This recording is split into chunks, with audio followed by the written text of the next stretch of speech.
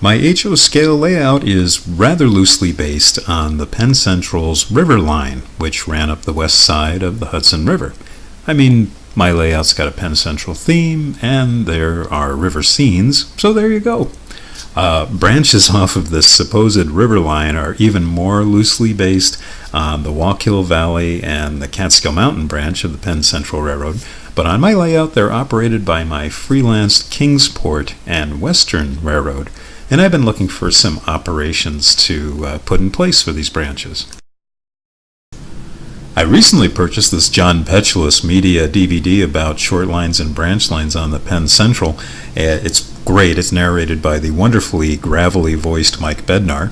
One thing I learned was that the Wallkill Valley, which is the inspiration for my Mayfield branch, was briefly considered to be a possible coal connection between Pennsylvania and the Hudson Valley. And I thought this might be a cool operation to include on my freelanced branch line. Well, the first thing that I do to set up this operation is get a continuous train running that will represent multiple trains heading north towards Selkirk on the river line. They'll pass by a West Mill yard where I'll be working the Mayfield branch of the Kingsport and Western coming into West Mill.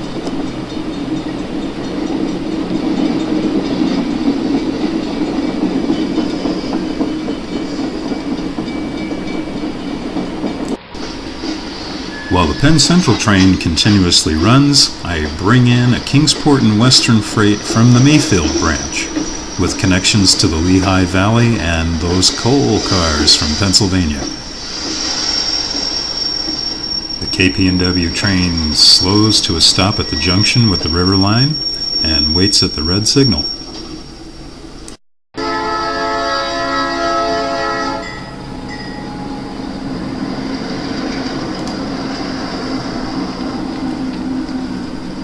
The first of several freights going north to Selkirk rolls by West Mill.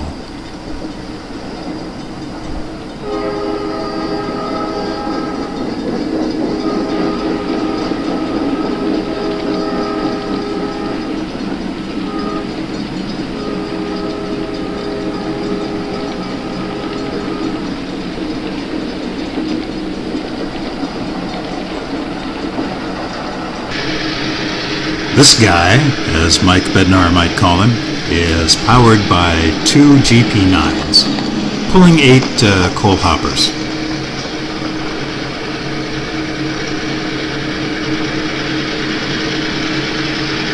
The cars are pulled beyond the entrance to West Mill Yard so they can be backed in.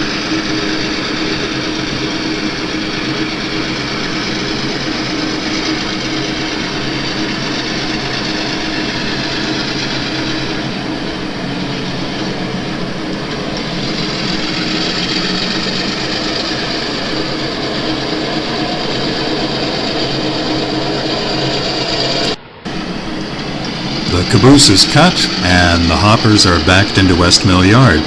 The conductor leaves the Spartan conditions of his transfer caboose to stand on the porch and watch the cars go by.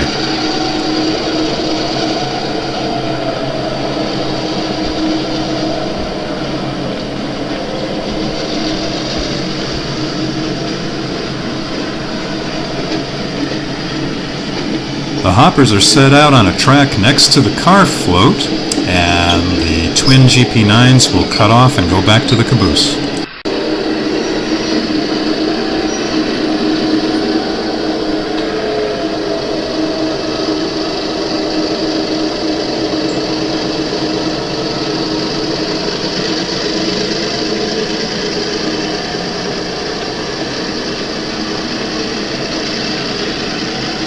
And yet another freight north towards Selkirk goes by.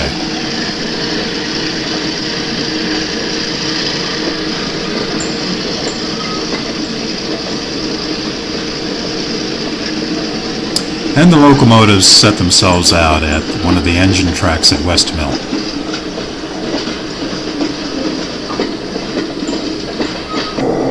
The two KP&W GP9s will idle here for a while yard work is performed by this West Mill yard switcher.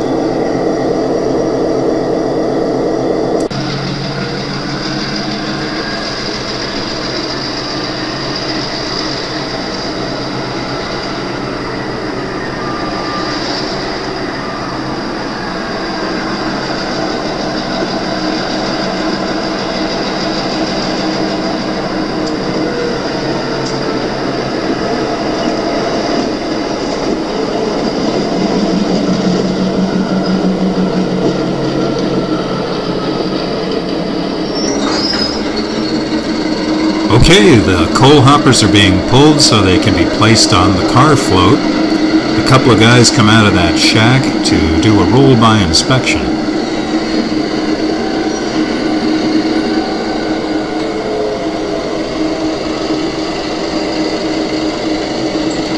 As soon as the last hopper passes by the switch leading to the car float, the cutter cars will come to a stop.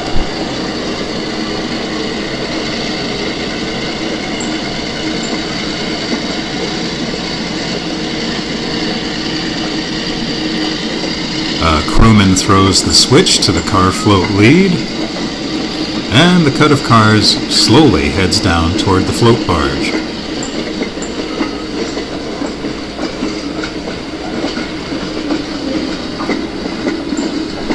Two coal cars will be loaded on the port side of the car float.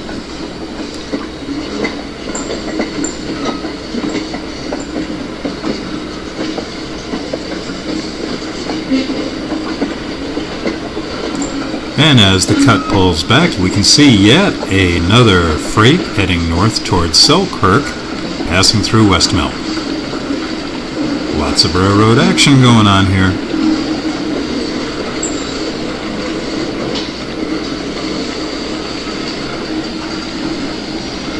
And the cut pulls forward again. It will place 3 cars on the starboard side.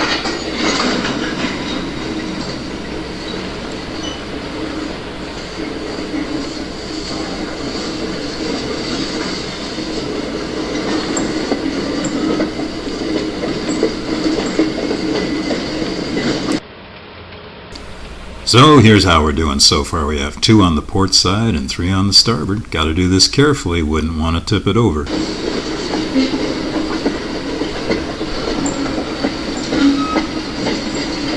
Two more cars will be placed on the port side.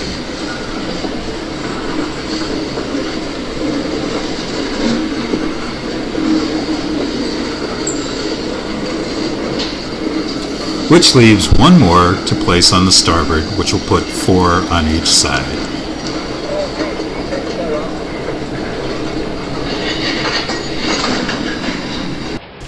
Alright, we now have a well-balanced car float heading to the power plant at Port Owen. Their work done, the switcher and the spacer cars pull away from the car float.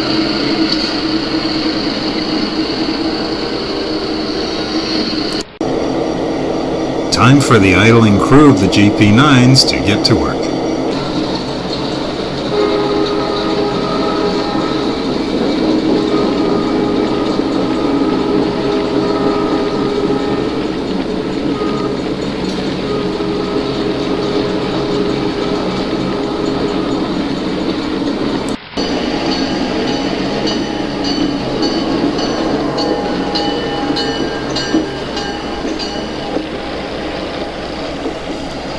And the 2 Jeeps couple up onto a string of cars destined for Mayfield Yard.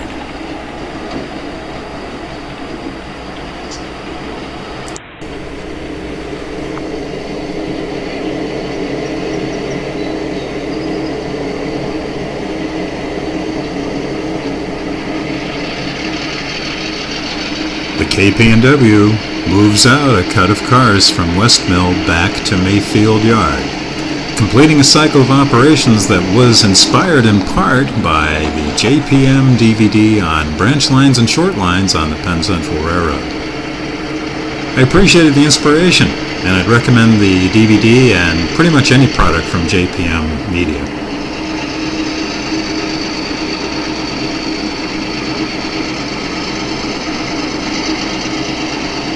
Well, that completes the op for today. As always, thank you for watching.